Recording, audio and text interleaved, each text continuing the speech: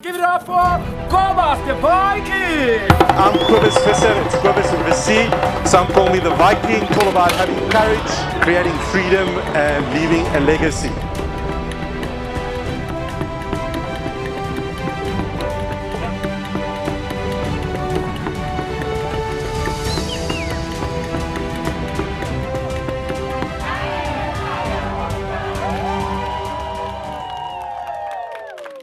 Whatever it takes. Hello, everyone. This is Cobus the Viking Visser, and I'm excited.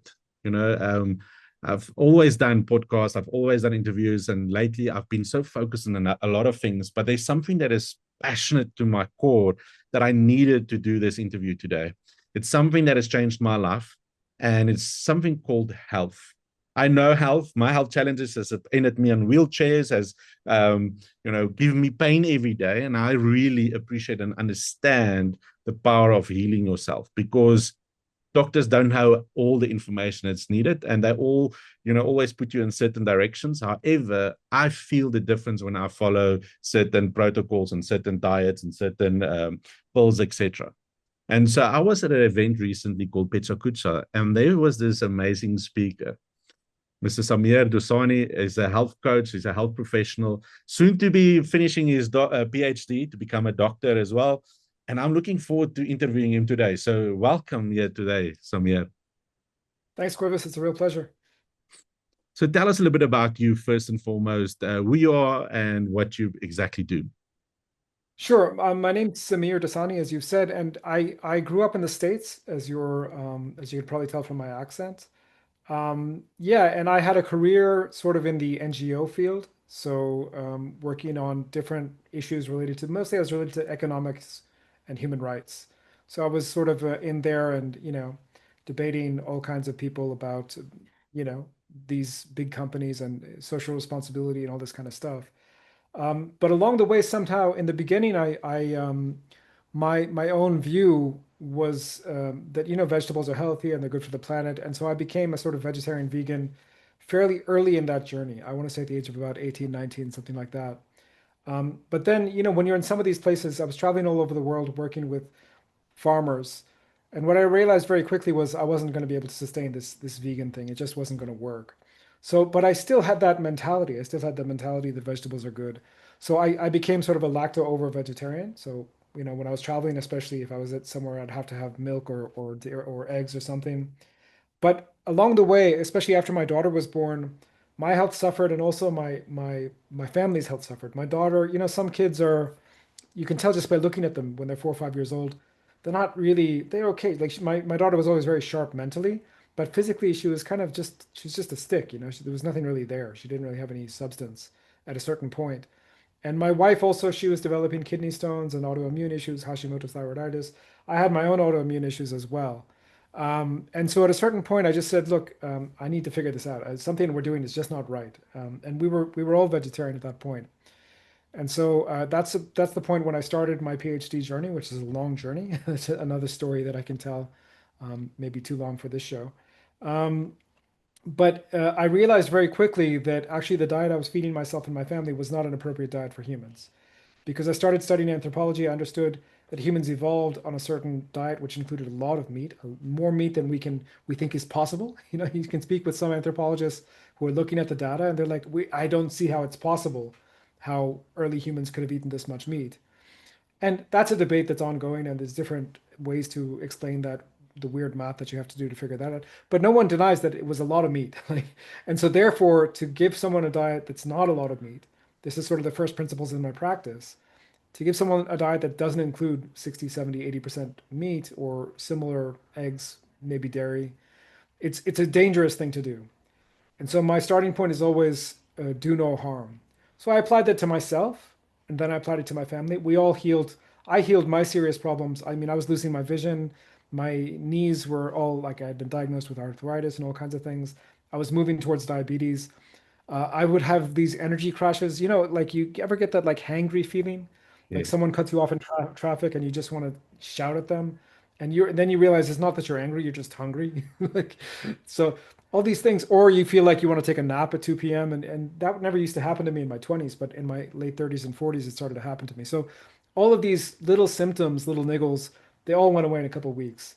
That made me even more angry because it's like, man, if it was this easy, why isn't everyone doing it? Everyone I look around me, everyone here in Johannesburg, I look around, everyone I see, everyone I know, like they're suffering, man. They are getting these energy crashes, they are getting these blood sugar spikes and so on. They are getting these aching knees, they are, slowly losing their vision and so on. These things that we see. Peripheral neuropathy related with diabetes, like you feel these tingling in your nerves as you get older. And it's really like so now I help people to change their habits to get rid of those things. And I had to channel that anger into sort of a business plan, and that's sort of where I am right now. So it's quite a journey now. Vegan since you're 18, and autoimmune diseases. I think there was a few things you talked about. What was that where you lose the pigmentation? Was it as well? Vitiligo, vitiligo. Yeah. The most famous sufferer of vitiligo is Michael Jackson, or was Michael Jackson. Yeah. Yes. And so Yeah. that impacted you as well, and the disease. Now, tell me quickly, how did your family take it that suddenly you're this vegetarian, that is quite sort of strict, except when you to travel and to dab. How did they take it? You suddenly changing from that type of lifestyle to suddenly introducing more meat products? I mean, I think different people take it in different ways. I mean, so I have a big family. We're a big sort of Indian migrant family, and when I talk with some of my relatives who only know me when I was 18 years old, they're still kind of shocked. They still don't know how to take it.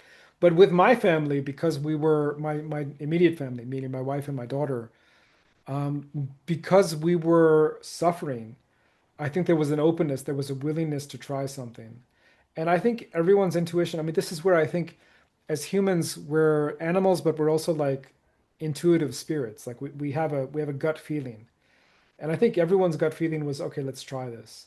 So we first introduced fish, and people were okay with that. And then after that, especially when we moved to South Africa, so we introduced fish maybe 2014, we moved to South Africa 2015.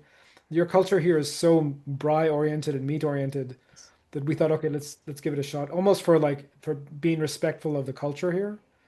And that really helped a lot to sort of open people's mind. And then I think once meat does taste good. Like I think my daughter, if she had her way, because she really grew up vegetarian until the age of 7 or 8, if she had her way, she wouldn't eat as much meat as we feed her. Like she still likes vegetables, but Yeah. it's not that she doesn't like. She likes chicken. She likes some other things as well, right? So I think it's just natural because these are the foods that even a human that hasn't been exposed to those foods, when you expose them to those foods, they like it. Yes. And I think certain meat is to get used to it over a period of time because meat can be heavy as well, and especially if your body hasn't been used to it. But if I may ask, being an Indian, are you? If I know there's different castes, and you get Tamil and Gujarati, are you more towards North, like Gujarat? Yeah, yeah. So your understanding of Indians is very influenced by the Indian community here in South Africa, which are those two categories, like either North Indian, South Indian. The Tamils, there's also people from sort of Hyderabad, Telugu speaking, that kind of stuff. But that distinction fits here. My people are a little bit more and less complicated. I don't know how to explain. So for me, it's more an East-West thing. So Uh, my great grandparents are from Gujarat. They grew up in Gujarat, but my parents were born in Bengal, so they moved to the British capital. okay. These were my dad was born in 1943, so it's the waning days of the British India. Okay. He's born in Calcutta, and the food there is very. They're born in a household that is not vegetarian. We are Shia Muslims, right? Okay. So we're eating most things. We're eating fish, we're eating meat, and that kind of stuff.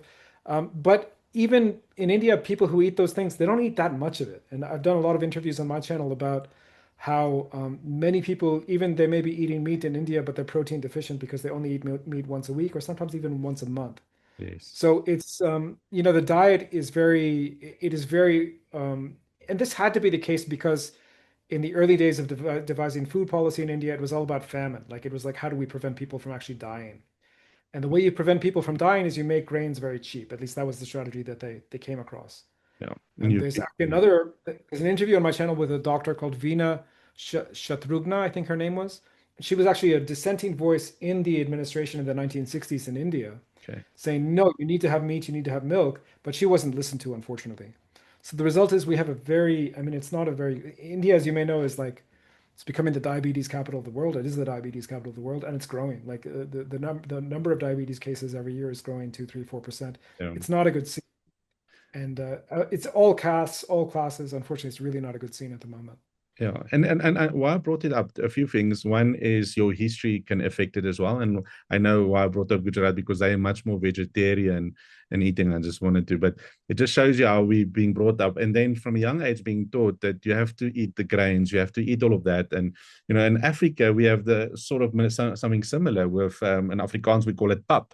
For It's sure. maize, and a lot of eat them, and then you think, oh, but it's making them full, but it's actually having not a good impact on their health as well. Um, you want to add something to Yeah, it? unfortunately, pup is not. It's not a fermented.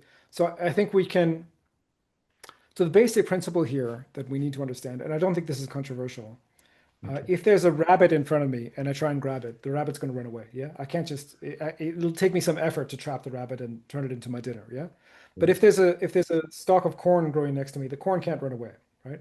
Okay. So the corn has anti-nutrients. Now, Okay. specifically, these are designed to be pesticides. They are designed to kill bugs, and they kill bugs very effectively. Otherwise, the corn wouldn't have survived, right? Yes. Corn is in this ongoing chemical warfare with insects. Think about it that way, right? Yes. But it's not just insects, it ends up being all animals, right? So, so when you eat the corn, if you eat unprocessed corn, you are moving yourself towards, because of the anti-nutrient profile of corn in particular, you are moving yourself towards a deficiency of vitamin B1 or B2. I can't remember which B vitamin it is at the moment. And if you do that enough, so if you have too much pop without the meat, now when you have the meat, you're eating a source of B vitamins. Yes. But if you become vegetarian and you start having the pup without the meat, now in the long run you are going to give yourself a serious B vitamin deficiency. And that can even be fatal. The disease of B vitamin deficiency is called pellagra, and it killed thousands of people in Europe when corn was first introduced to Europe in the 16th century. So when we're aware of these histories, when we're aware of these problems, you can make strategies, right? So you can ferment the corn products. Now the problem is if you have fermented pop, it smells like vomit. Like it's not really pleasant. Yes. So there's, like maybe you'd be able to have a couple bites of it, but it's not pleasant at all, right? So these are the kind of issues that we come across. Now you go to some societies where they do ferment their stuff, all of their food smells, the vegetables they're eating, it smells kind of gross. Mhm. But they're used to it and that's fine. Or if you're not used to kimchi, for example, that Korean delicacy, it smells kind of gross the first time you have it, right? Because these are fermented foods. But fermentation is one way, one traditional way in which we can reduce the anti-nutrient quantity of our foods. Yeah, I didn't know Does that that. make sense? Yeah, that makes sense. It's good to know, and I think that's good information. But now, tell for me, you talk about diseases and autoimmune. You have had a lot of coaching with clients. Tell me a little bit with people with diseases, because I remember when we talked about that, sort of became one of your passions to help people with some diseases, to help them to go on this path to cure themselves, basically through food. Uh, Any success stories? Any people that you can talk about that they've had something and then through this process they actually got self healing? Yeah, the first story I can talk about is the story of his name is AJ. He's in Canada. He owns a business, and like a lot of business owners, by the way, this story is on my podcast, and maybe I'll put the link down below in the description. Yeah. Um, like a lot of business owners, I mean, he was running around trying to do a million things. He was trying to scale up his business, and he was doing a good job. I still follow him on LinkedIn. His business, from what I can tell, seems to be thriving. He sells, I think, software to medium-sized companies. But what happened was one day, out of the blue, he just sort of fell over, and he had burnt himself out. I think what he'd been experiencing before that, and these are the warning signs, is like in the afternoon, there's kind of a crash, right? Mm. Some days he just literally he had to tell his staff, I can't be on this call. I got to go home early. Like I'm just not feeling well, right? That was happening for a few months prior to the emergency. The emergency was he ended up in the doctor's place. Now, unfortunately, they couldn't really do anything for him because they couldn't figure out what was wrong with him. There's something very rare, probably autoimmune connected. It was connected with his liver for sure, because his liver, definitely there was fatty liver, and definitely that was part of it. So he came to me. He did some, like all of us do. He did his research on Google and YouTube. He came across my name, and straight away we put him on something very close to a purely carnivorous diet. Not 100%. I think he still liked his a bit of broccoli and maybe a bit of salad from time to time. But I would say 80, 90% carnivore diet. And he also liked his olive oil, I remember now. And within about a month, I wouldn't say he was back to normal, but he was like 80%. And within 3 months, he was 100%. And not only 100%, you have to understand that because the doctors couldn't give him a diagnosis, the doctors were kind of preparing him for like a worst case scenario. You understand? The doctors were like, we're going to run all these tests. We've run a lot of tests. We want to run more tests. But if we can't figure out what's wrong with you, we don't know. Maybe you have 6 months to live, maybe 3 years to live. Like we don't know. These are very serious issues to do with the liver. And because we were able to sort it out nutritionally, mostly nutrition, but also he liked to do other things. He liked to lift weights. He liked to meditate and so on. But he still, interestingly enough, liked to have a glass of wine on the Fridays, right?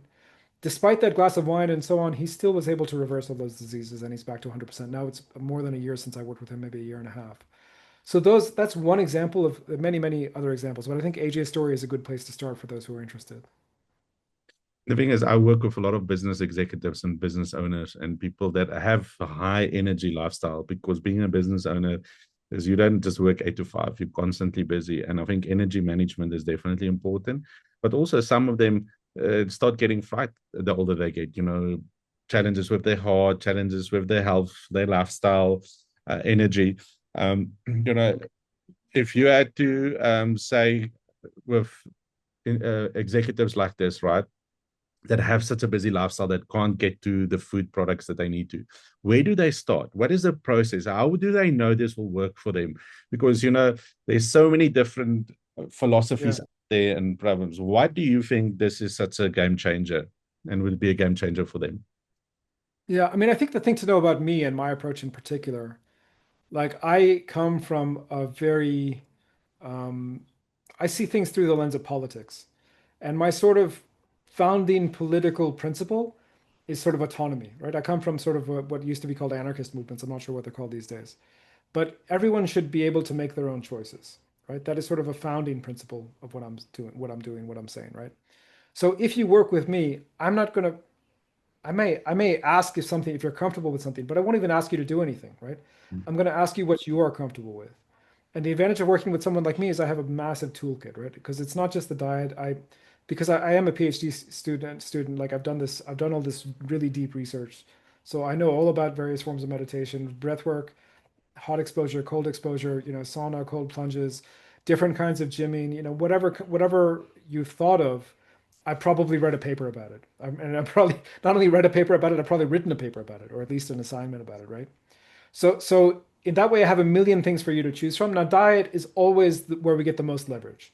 I would say 60, 70, 80% of it is always diet. But if you want to start with the 20%, that's totally up to you. So that's the first thing, is we don't force anyone. We're just offering options, and we're offering expertise, and we're also offering accountability. And accountability to who? Accountability to yourself. Because if you say, I want to go to the gym twice next week, well, are you going to do it just if you tell yourself? But if you tell me, I mean, I have this every week that clients are telling me, I wouldn't have gone to the gym, Sameer, but I knew I had to talk to you on Wednesday, so I wanted to make sure that I had something to report. It happens every week, and in fact, it happens almost every meeting of mine, right? So that accountability is a big thing as well. So that's why we find health coaching in general works. But my approach also is just, I think, again, because I'm one of the few people who I think I understand the human animal from a very first principles point of view. And I also am very passionate about this do no harm approach. So whereas some people will try and sell people supplements and different pills that may or may not have any effect, I am very, very passionate about, if you want to take medicine, I will support your choice, but I want to look at the list of side effects of that medication before you did make that decision, so that it's an informed decision. In your own context, you need to weigh the pros and cons and decide what decision you want to make. Because many doctors, they just give you a tablet and they don't tell you what's in the tablet, exactly what it could do. I want you to understand all of it. Yeah, especially all the side effects. I love the approach, Sameer, is that it's not just a one approach. It's not just a diet approach. It's really a lifestyle. It's really looking at your lifestyle and where you can make those adjustments.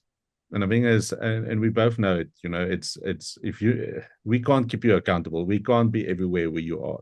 Is how do you become accountable to yourself and sell yourself to the lifestyle you want? How important is that healthy lifestyle change and impact it can have on your life?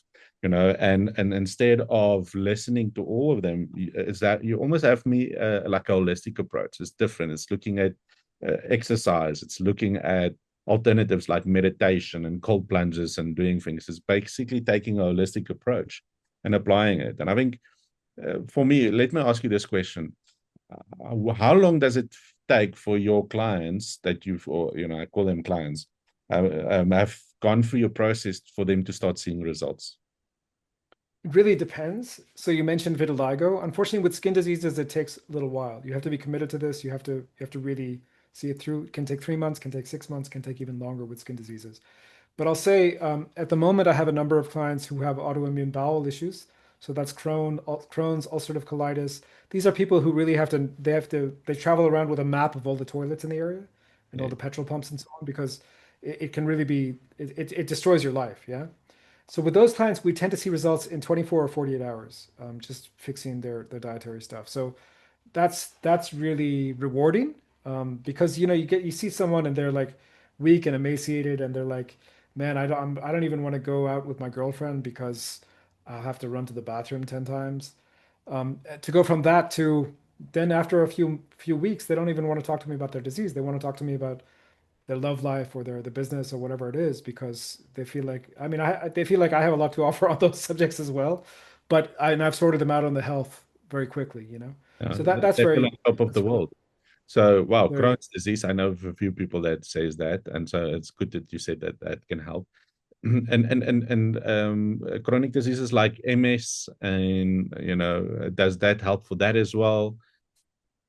100%. So when we look at the literature, so first of all, I think there's two different things. I think we need to, in general, this is not just for MS, but this is like for everything.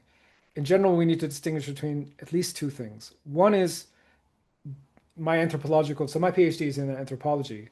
My view is about what the human animal is meant to thrive on in principle, right? So, and that's, as I mentioned, a hypercarnivorous diet. Hypercarnivory has a definition. If you're an animal eating 70% or more meat, you're a hypercarnivore. Okay? 70% or more, not 100%. Okay? Yeah. So in my opinion, all humans are hypercarnivores, and not just my opinion, that's just the record. Okay? So that's my first principle. That's one first principle. There's another place to start, which is the scientific literature. And if you look at the scientific literature for MS, for autoimmune disease in general, and for, I would say, almost all chronic diseases in general, I say almost because maybe something I haven't heard of. So just to cover my bets. But pretty much everything that I have heard of, ketogenic diets, meaning medically formulated ketogenic diets, which is a high fat, moderate protein, very low carb diet, that is what has proven the best results in reversal. Now, I have to be caveat that with, you know, if you have MS, you can try and do it on your own, but it'll be better to work with medical professionals like myself, because MS is a very serious disease, number one. And number two is, just because something is effective in general, in a general population, doesn't necessarily mean it's going to be effective in your particular case. That said, my dad has a very, very rare autoimmune disease, which is similar to MS. When we put him on a ketogenic diet, he sees results. And pretty much everyone I've ever seen with MS or similar very serious autoimmune conditions, when we put them on ketogenic diets, they improve significantly. Now, does the improvement stay forever? No, man, we're all human. We're all going to die someday. But I think there's also something about the quality of life. Yes. If you can get someone out of a wheelchair and walking around, even if they're walking slowly, that's amazing, because they've been told that this is a degenerative disease, right? They've been told that one day you'll be in a wheelchair and then the next day you won't even be able to wheel yourself around. You'll have to lie in bed. That's what you've been told. And for many people, that's the truth. So if we can give them an intervention that actually improves things significantly, that's amazing, right? Definitely, I think that is powerful. I think to realize that it's about prolonging your life. It's about creating an important lifestyle. And one thing that I remember that you said at the talk that I listened to is, it was so powerful for me to realize, is that, and that's why I asked you about MS and stuff with the brain, is that the moment humans started eating food, you said that's when we started seeing brain growth. And if it's that, it's almost like brain is important to eat meat because it actually helps with the brain. So, am I right? Yeah, 100%. So the story I told in that talk is basically a very condensed version of human evolution, right? So if you look about 7 million years ago, something brought our ancestors out of the trees, right? So our cousins, the simians, the monkeys, they stayed in the trees. But our ancestors, what would become the genus Homo, Homo sapien, Homo erectus, Homo neanderthalis, etc. They came out of the trees. Now, what brought them out of the trees? There are different theories, but it seems pretty clear that one of the things that brought them out of the trees was these bones lying around. So this was an age of the saber-toothed tiger, these big, people who watch the Flintstones are familiar with these big cats and stuff, yeah, that would have roamed at that time. And the cats don't have the jaw strength to crush bones, right? They're not hyenas, right? If you've been to the bush in here in South Africa, you see it's the hyenas who can eat the bones. The cats really can't. Yes. So the humans would have seen these bones lying around, and not they're not humans. These are monkey-like creatures, our ancestors. But they pounded it with a rock, and they got access to the brain and the marrow. Now, the brain and the marrow, the brain in particular, that has the kind of fat profile, the kind of lipid profile that would explain the growth of our brain, So the brain of things like cows and so on. If you eat those, then you can get a lot of omega-3s. You can get the things that our brain needs to survive. That together with fish, so that's a much later story, that there would have been fish involved in our evolution as well, because it had to do with different climate change and volcanoes erupting and so on. The only place humans could live was around the water at a certain point in time. That was another period of growth when we would have been eating a lot of fish, another period of growth in our brains. But in general, that's the story. The story is we start out as fruit eaters who are occasionally scavenging these bones and so on. Then we become sort of full-time scavengers. Then eventually, and by eventually I mean now about 2 million years ago, that's when we actually start hunting. And then eventually, so by about 500,000 years ago, we actually start cooking our food and preserving our food. So that being able to control fire, that's a big thing, because in those days they were killing things like woolly mammoths, right? They were killing these massive, massive animals, and the whole tribe couldn't eat the animal. So you needed a way to preserve that meat Yes. because food is scarce, right? And smoking, it's now thought that smoking was a key way in which that was done. Okay, interesting. This is fascinating, and I think this is why I just wanted to touch on it. I think in the end of the day is for people to realize is to give this a chance and see how it impacts health. To say you have nothing to lose, right? And it's usually going through taste phase. So there's two things that I want to before we end. Is one is the people that are out there. We just now spoke about disease. They have to contact you and give it a shot and give it a chance. Those who are stuck on being a vegan and vegetarian, why should they come to you? I know because your expertise. Why should they give it a chance, Sameer? It's up to you. I mean, listen, I don't think anyone has to do anything. If you're happy being a vegetarian or a vegan, I got nothing to say. I mean, just keep on doing what you're doing if that's what you want. But most of the people I know, and keep in mind, I was part of a pretty big vegan community in Canada in the 1990s.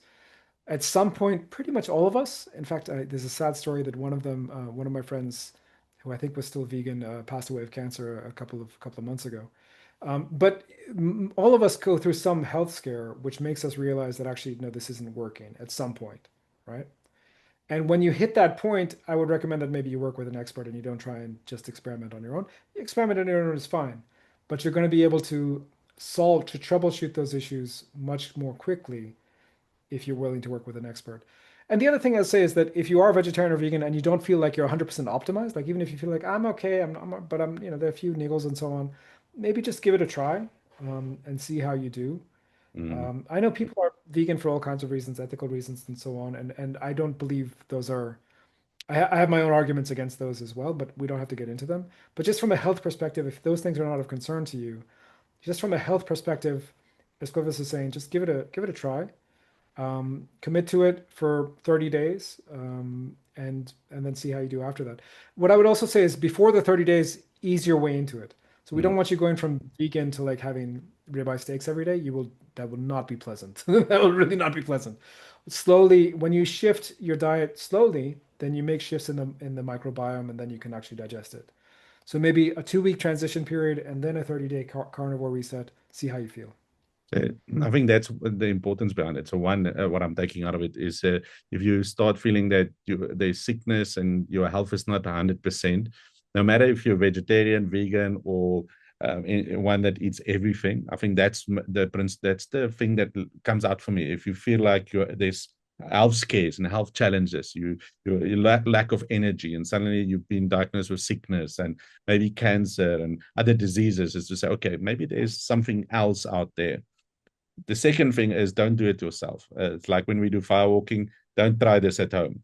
is yes, probably you can. However, the best is to find a professional that, like you now said, people will just jump on it. It can actually do more harm than good in the end of the day, right? And then you will say, "Ah, yeah, but it doesn't work." I've tried it, but because you didn't have the right professional, it's going to have a negative impact. 100%. I hate that so much. Like I'll be talking with someone and I'll mention what I do, and they'll say, "Yeah, I tried the carnivore diet, and for example, I started getting headaches in the afternoon." Now, headaches in the afternoon, that's almost definitely a hydration and electrolyte issue. And Yes. I solve that like in my sleep. Like these kind of issues, like if someone has a problem with, loose stools or constipation or headaches or fatigue, like these are things I solve those like easy. That's easy peasy. Those are, you shouldn't fall down at that hurdle. That's a stupid hurdle to fall down. So yeah. And that's why I constantly have water by me, because I realize being on this lifestyle is you thirsty the whole time. So it just means I constantly have to put fluids in your body. Then also that what I realized as well is how important fat is. We don't realize if you're on this type of lifestyle, you think you have to eat a lot of fat because otherwise you get constipated, right? You have to take in those, you have to have a professional that can guide you, why you have to have certain things and you have to have more of that and to guide you. And I think that's why I'm interviewing you today, is to realize the power of having a professional in this. Yeah, no, absolutely right. By the way, if you put a little bit of salt in that water, you might get even better results. Yes, I wanted to actually add that as well. I forgot about the salt, yeah. And that's what the people don't. It's not just about drinking water, and it's also not any salt. It's the Himalayan type salts to put in, not just Himalayan, but that. What's the I don't really, salt? You yeah. have the right. What is that right salt that you have to put in? So my view these days is just use the regular iodinated table salt. Is it I've seen so many people. The okay. issue with those Himalayan salts and so on is that they can contain heavy metals, they can Hmm. contain all kinds of crap. They don't contain iodine. So I've seen people give themselves thyroid issues because they haven't been taking iodinated salt, for example. So, and also it's just like for convenience and cost, like just buy the cheap stuff. It's fine, no Okay, issues. so you good. Okay, there you've heard it from the professionals. That salt will definitely do, and it has to have iodine in it, right? Doesn't have to. So I mean, listen, if you really want to dial in, you get both, right? Get some, I Yeah. wouldn't say, so for men, we would stay away from that Himalayan salt. It's got too much iron and other things in Yes. it. Women, because if you're a menstruating woman, you're bleeding once a month is less of an issue. But if you're a woman who's not menstruating for whatever reason, or you're a man, stay away from those pink, red colored things. Too much metals in it, and I don't know what. You can get gray salts. You can get something called a Yes, I I've forget, heard of Celtic that salt. salt. Yes. Celtic sea salt, you can get that, but it's super expensive. But if cost is not an issue, taking the Celtic salt once a day and then the regular salt once a day, I think that should be fine. As things get hotter, you probably want to increase it and maybe take it twice a day. Yes. But in this weather here, it's winter time going into spring here in Joburg or in Pretoria. Like two salt waters a day, one with two different companies, two different recipes is fine, no issues. Yeah, I usually drink in the morning. I start my day with a salt water with salt Cool. in, just to get my day going. So it definitely helps. So before we finish, I have a lot of executives, and how can you help them? If like the one that you mentioned with burnout and stuff. How can Yeah. they come to you? How will you change their life? Because most of them are 50 to 65, so they're a little bit older. So they do feel tired. They feel the pressure of work, constantly under stress and anxiety, some, hard challenges that with their hearts, and then, yeah, fitness, etc. How can you help them? Yeah, so what I've actually done, because you mentioned that we were going to be that you wanted me to offer something specifically for your audience. So I'm developing, or actually I have developed a free video training that's just about how to some of the issues we see around energy levels and how to sort of deal with it. And it's a very 101 level training, but I think people will still get a lot out of it. We'll put the link down below, and you can just click through and you can see that free video training. The only thing I ask for is just your name and your email address, so I can be in touch with you. You'll always opt out of any emails you don't want, obviously. But that's it. It's a free training just on how to maximize energy levels as we get older. Yes. And guys, and ladies, this is a nice gift. Thank you for that, Sameer. I appreciate it. I think then they get to know you a little bit better. They get to know what you have to offer, and then through that, they can schedule then, if they like what they see, a call with you and a talk with you. So, you know, you on social media as well, I believe, and they can find you on all social media. Yeah. Maybe I'll put my link tree in the description too. Okay, so we'll add Linktree. We'll offer you that free gift. I think that's going to be our main thing, for you to have access to that. Just thank you for your opportunity today, and thank you for making your time available. So, any last words, any last quotes that you want to shout out for people out there before we close off? No, I'm nothing really in particular. I guess I just want people to think critically about some of the things that they accept as true, right? So, I mean, I see a lot of people, like there was someone on the radio the other day, she had cancer. Before she got the cancer, she'd been religiously eating salads. She was eating a salad a day. And then after she got the cancer, now she's eating 2 or 3 salads a day, right? It's like she didn't question, was the salad, like, obviously that didn't stop her from getting cancer, right? Because she's already eating it before that. So I just want people to think critically about their habits, think critically about what they're told, and keep in mind that, you know, we have very little evidence that vegetables are healthy in general. That's sort of my last word on that. So my thing to everyone out there, you have nothing to lose, right? You've heard.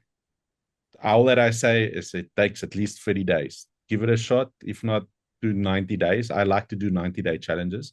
So you have nothing to lose. If you don't feel a difference and if you don't see the results, then you haven't had the professional on the path with you. So get a professional, in touch with Sameer, look at the link that we're going to add to this journey, go up for that video series, go see what he has all about. If you love what you see, reach out to them, to Sameer, have a one-on-one call like I'm having now, and see how Sameer can really bring health and changes in your life. All the best to everyone, and thank you for tuning in. Thank you, Sameer.